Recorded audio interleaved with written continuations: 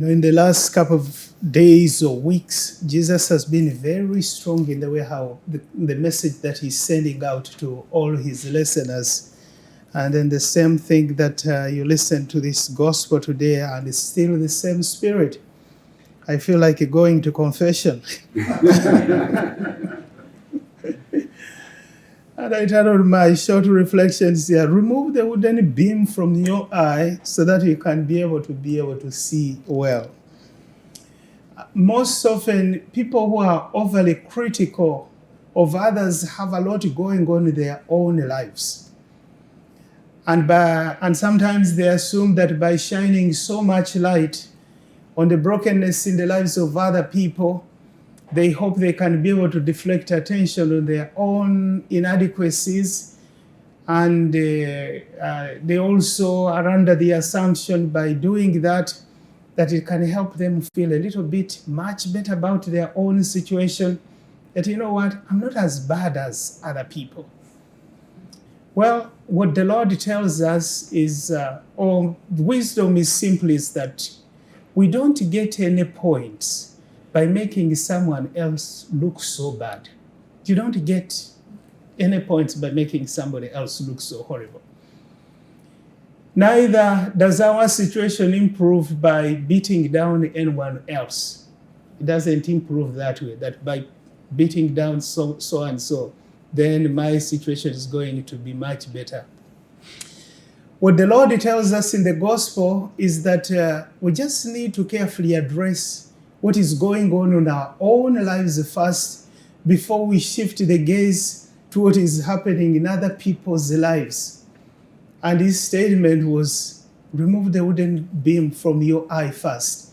Then you will be able to clearly see what is the splinter that is in somebody else's eye. The best spiritual directors that I've had in my life are people who have struggled a lot in their own lives. Those have always been the best. They have struggled so much in their own lives, and they came to know their own brokenness, faced it squarely, and allowed the grace of God to heal them, to restore them, to renew them. It is those kinds of people that I've always sought out. And they preached so much hope and so much healing in my own life. What made them so unique is that they minister to you from this position of humility and charity, because they know what brokenness looks like and what struggle looks like.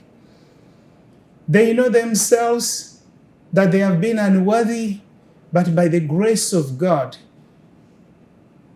God has powerfully acted in their own lives, and they are where they are. And they don't count their own strength in all of this.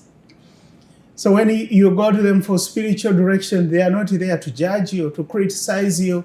They are simply there to invite you and to propose to you and to accompany you on your own journey towards the light and towards Christ. Those kinds of spiritual directors have always been the best in my own life. Well, in no way is the Lord saying that we need to be perfect for us to be able to speak about problematic behavior in the lives of others. What he's teaching us is simply that when we have a heightened awareness of our own imperfection, we deal with the imperfection in the lives of other people with a little bit more humility and a little bit more charity in the way how we go about addressing that. The criticism is less sharp compared to one who is unaware of their own imperfections. When you know that, you know what, I know where I've been myself, and I can be able to know, kind of like understand what is going on in somebody else's life. In Uganda, we had a priest who was now going to be with the Lord, who struggled a lot with alcoholism, alcohol addiction.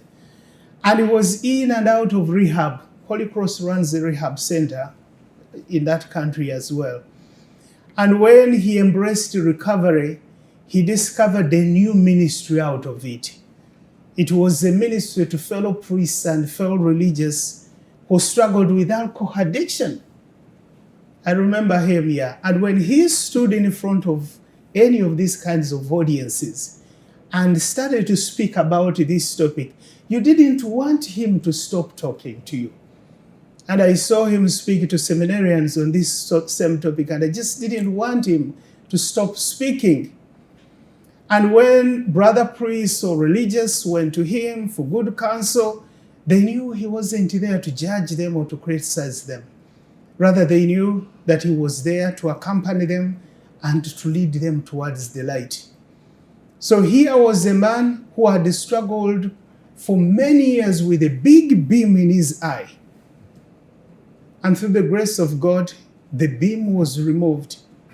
And he now was able to speak to others from a point of humility, but with a lot of charity, something that actually opened the hearts of so many other people to listen to him, because that's where he came from when he was speaking about anything that really needed improvement or healing.